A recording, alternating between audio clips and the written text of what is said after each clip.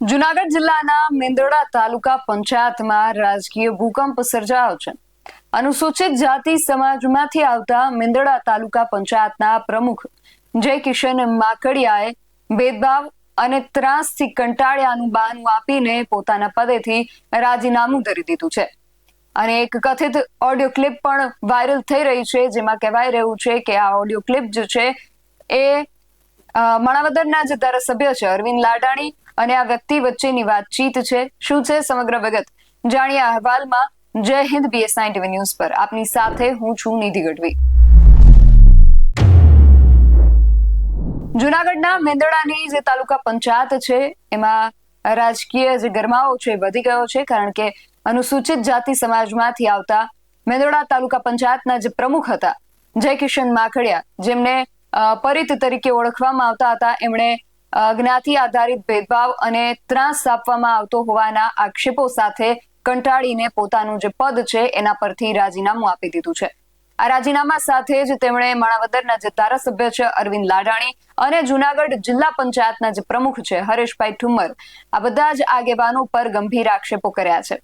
જો કે પરિત માકડિયાની ધારાસભ્ય અરવિંદ લાડાણી અને TDO રાજેન્દ્ર ઠાકોર સાથેની જે વાતચીત છે એનો ઓડિયો ક્લિપ પણ સામે આવ્યો છે.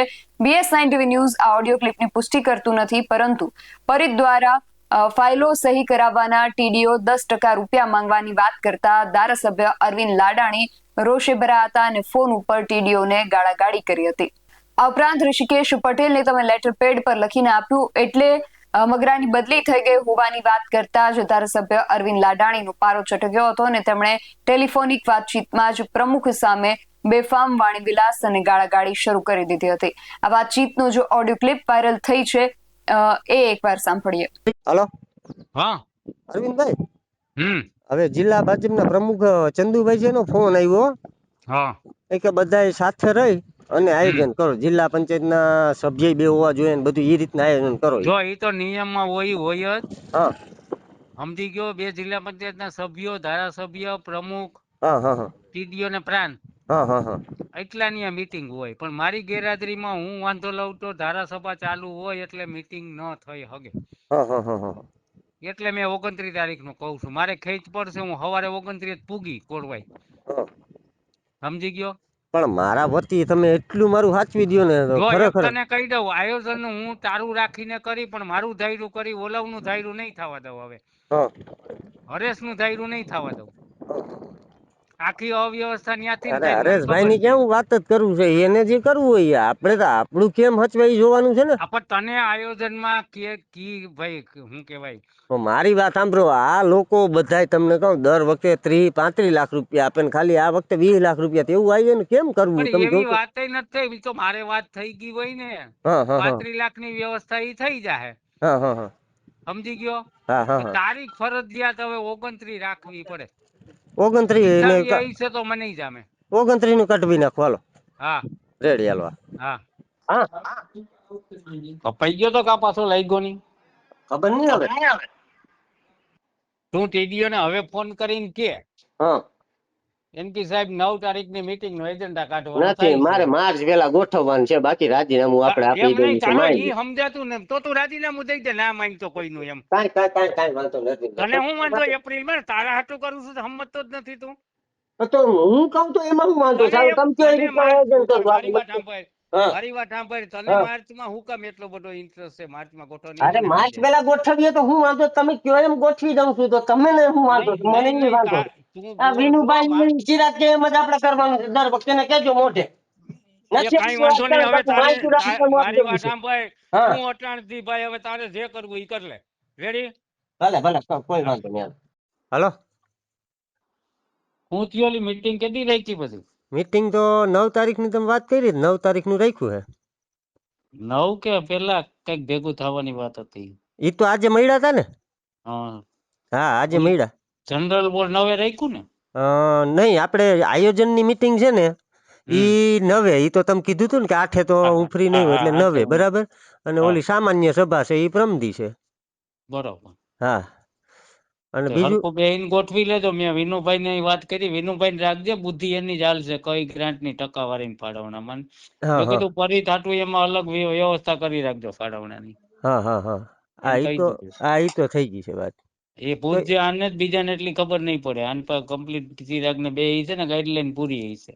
હા, અને કાલ પાછું ઓલું શું કહેવાય, કંઈક વ્યાજના પૈસા આવ્યા છે 16 લાખ જેવું, હા અને કંઈક શું કહેવાય આપણે આવડું સ્ટેમ્પ ડ્યુટી હા કંઈક 25 લાખ જેવું છે. એટલે વિનુભાઈ કે મને કે તું જાણીને પછી કહેજે. મેં કીધું વાંધો નહીં, હાલો હું જાણીને પછી કહું, પછી કંઈક એને બેહીને પૂછજે, નક્કી કરી. ગાઈડલાઈન એની ચાલશે. એની પાસે બધું અનુભવ છે, સમજી ગયો. ના ના, એ તો પૂછીને કહે ને, હા એવું કંઈ હશે તો હા હું તમને કહે. હા મને કહેજે. હા ભલે, હાલો. આ ઓડિયો ક્લિપ વાયરલ થઈ છે, પરંતુ BS9 TV ન્યૂઝ આની પુષ્ટિ કરતું નથી. પરંતુ આ જે વાયરલ થયેલી ઓડિયો ક્લિપ છે એના બાદ જે કિશન માકડિયાએ શું કહ્યું એ પણ સાંભળીએ. હું જયકિશન મનસુખભાઈ માકડિયા આજે ભારે દિલથી મેંદરડા તાલુકા પંચાયત પ્રમુખ પદેથી રાજીનામું આપવાનો નિર્ણય લીધો છે. મને પ્રજાએ વિશ્વાસ મૂકી આ પદ પર બેસાડ્યો હતો, જેથી હું પ્રજાના વિકાસ માટે કામ કરી શકું. પરંતુ છેલ્લા ઘણા સમયથી તાલુકા વિકાસ અધિકારી અને બાંધકામ શાખાના કેટલા અધિકારીઓ દ્વારા સતત અડચણો ઊભી કરવામાં આવી રહી હતી. વિકાસના કામો અટકાવવામાં આવતા હતા અને ચૂંટાયેલા પ્રતિનિધિ તરીકે મારી અવગણના કરવામાં આવી રહી હતી. આ પરિસ્થિતિમાં પ્રજાના હિતમાં કામ કરવું અશક્ય બની ગયું હતું. હું પદ પર રહીને માત્ર નામનો પ્રમુખ બની બેસી રહું મને સ્વીકાર્ય નથી. આથી હું પ્રજાના સ્વાભિમાન અને લોકશાહી પ્રત્યેની પ્રતિબદ્ધતા રાખી આ પદ પરથી રાજીનામું આપ્યું છે. મારી માંગ એ છે કે સમગ્ર મામલે નિષ્પક્ષ તપાસ થવી જોઈએ અને ચૂંટાયેલા પ્રતિનિધિઓને કામ કરવા દેવામાં આવે. જો આવું નહીં થાય તો અમે પ્રજાની સાથે મળી આગળ વધુ મોટા લોકશાહી સંઘર્ષ પણ કરવા તૈયાર છીએ. જે કિશન માકડિયાએ તાલુકા પંચાયતના વહીવટમાં ભ્રષ્ટાચાર અંગે એમણે આક્ષેપો કર્યા છે. એમણે એવું કહ્યું છે કે તાલુકા પંચાયતમાં ફાઇલો અટકાવવામાં આવે છે અને જો 25,000 થી 25,000 રૂપિયા લાંચ આપો તો જ મીટિંગો યોજાય છે. મેં લાંચ ન આપી એટલે આ બધી ગેમ રમાઈ છે, એવા એમના દ્વારા આક્ષેપ કરવામાં આવી રહ્યા છે. એમનું કહેવું છે કે કોઈ પણ કામના 10% રૂપિયા આપો તો જ અધિકારીઓ અને કર્મચારીઓ જે છે એ ફાઇલો પાસ કરે છે. મારી પોતાની ઘણી ફાઇલો પણ અટકાવી છે, જેના પુરાવા પણ મારી પાસે છે. અને આ આક્ષેપો તેમના દ્વારા જ્યારે કરવામાં આવ્યા છે ત્યારે એના પ્રત્યુત્તરમાં તો આ સમગ્ર મામલે હરેશ ઠુમ્મર દ્વારા શું કહેવામાં આવ્યું છે, તેમણે શું પ્રત્યુત્તર આપ્યો છે એ પણ સાંભળીએ. એ મારા ધ્યાન ઉપર આવ્યું છે. મેંદરડા તાલુકાની ખાસ કરીને વાત છે. મેંદરડા તાલુકાના વિવેકાધીનની ગ્રાન્ટ જે હોય છે, અંદાજિત વર્ષે 1 કરોડ 1.25 કરોડ રૂપિયા આવતી હોય છે. એ કરોડનું આયોજન કરવા માટે, એ ગ્રાન્ટનું આયોજન કરવા માટે એક કમિટી હોય છે. એ કમિટીમાં જિલ્લા પંચાયતના સભ્ય તરીકે હું પણ હાજર હોય, મારી એમાં અપેક્ષિત હોય, પછી ધારાસભ્યશ્રી હોય, પછી તાલુકા પંચાયતના પ્રમુખ હોય, ન્યાય સમિતિના ચેરમેન હોય, પ્રાંત સાહેબ હોય અને ટીડીઓ શ્રી હોય. આ બધા મળી અને ગામડાના વિકાસ માટે કામ સૂચવવાના હોય છે.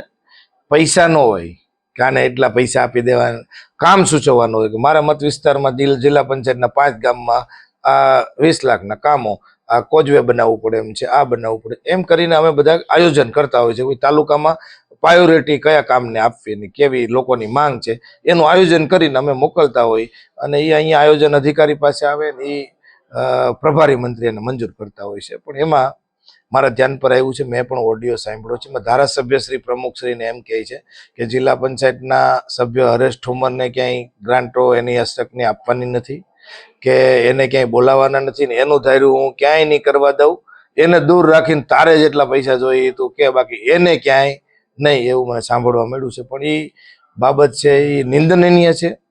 ધારાસભ્ય તરીકે એક આવા શબ્દ, હું જ ભાજપનો જ આગેવાન ને નેતા હોય ને જિલ્લા પંચાયતનો પ્રમુખ હોય અને આવી વાત કરે, બીજા કાર્યકર્તાને આવી રીતે લાઈન દોરી આપે, એ દુઃખ જેવી વાત છે.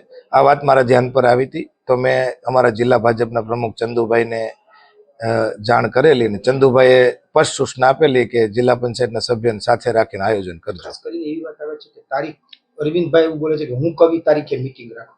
હા, એવું એ શબ્દ બોલે છે, ઓડિયોમાં મેં સાંભળ્યું છે કે હું કવિ તારીખ રાખવાની, જિલ્લા પંચાયતના સભ્ય કે બીજા અન્ય કોઈ કે એમ નહીં એમ.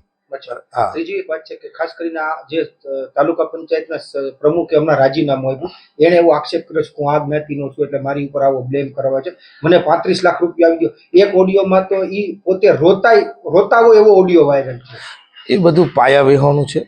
આમ તો ઓલરેડી તાલુકા પંચાયતના પ્રમુખ તરીકેની સ્ટમ્પ પૂરી થઈ ગઈ છે, મુદત જ પૂરી થઈ ગઈ છે. એક દિવસ આજનો દિવસ બેસ્યો છે ત્યારે રાજીનામું આપવું હોય 5-6 મહિના પહેલા ન અપાય, અને વિકાસના કામ કરવા હોય તો પ્રમુખ પદ જ શું જરૂરી છે? એ કોંગ્રેસના ચૂંટાયેલા સભ્ય છે અને તાલુકા પંચાયત મેંદરડાના પ્રમુખ છે. તો હરેશ ટુંબાનું કહેવું છે કે મેં આજે આ ઓડિયો ક્લિપ સાંભળી છે ને સમગ્ર જે મુદ્દો છે જિલ્લા ભાજપ પ્રમુખના ધ્યાન પર મૂક્યો છે. ધારાસભ્ય દ્વારા જો કોઈ ફરિયાદ હોય તો સંગઠનમાં રજૂઆત કરવી જોઈએ, પરંતુ દુઃખની વાત છે કે ધારાસભ્ય પોતે મને બેઠકથી દૂર રાખવાની વાતો કરી રહ્યા છે. અરવિંદભાઈએ પ્રમુખને ગેરમાર્ગે દોર્યા છે. ચિરાગ રાજાણી પંચાયતમાં કોઈ હોદ્દો ધરાવતા નથી, છતાં ધારાસભ્ય તેમનું નામ લે છે તે ખોટું છે અને મને આ ડેમેજ કરવાનો પ્રયત્ન થઈ રહ્યા છે, એવા તેમના દ્વારા આક્ષેપો કરવામાં આવ્યા છે. જ્યારે જે ટીડીઓ છે રાજેન્દ્ર ઠાકોર, એમણે આ તમામ આક્ષેપોને પાયા વિહોણા ગણાવ્યા છે અને એમણે એવી સ્પષ્ટતા આપી છે કે મેં 1 અઠવાડિયા પહેલા જ ચાર્જ સંભાળ્યો છે અને અટકેલા કામોને વેગ આપવા હું પ્રયત્ન કરી રહ્યો છું. એજન્ડા બંધ નથી રાખવામાં આવ્યો, પરંતુ આમંત્રિત સદસ્યોએ હાજર રહેવાની અસમર્થતા દર્શાવતા અનિવાર્ય સંજોગોમાં મીટિંગ બંધ રાખવી પડી હતી. લાંચ કે ભ્રષ્ટાચારના જે આક્ષેપો લગાવવામાં આવી રહ્યા છે એ તદ્દન પાયા વિહોણા હોવાનું ટીડીઓ દ્વારા જણાવવામાં આવી રહ્યું છે. આ સમગ્ર આંતરિક ડખા જે જુનાગઢની અંદર ચાલી રહ્યા છે તેને લઈને તમારું શું માનવું છે? અમને કમેન્ટ કરીને ચોક્કસથી જણાવજો. આવા જ વધુ અહેવાલો સાથે મળતા રહીશું. તમે મારી યુટ્યુબ ચેનલને સબસ્ક્રાઇબ કરવાનું અને અમને ફેસબુક અને ઇન્સ્ટાગ્રામ પર ફોલો કરવાનું ભૂલશો નહીં. બાકી અવનવી અપડેટ્સ માટે આપ જોતા રહો BS9 ન્યૂઝ. નમસ્કાર.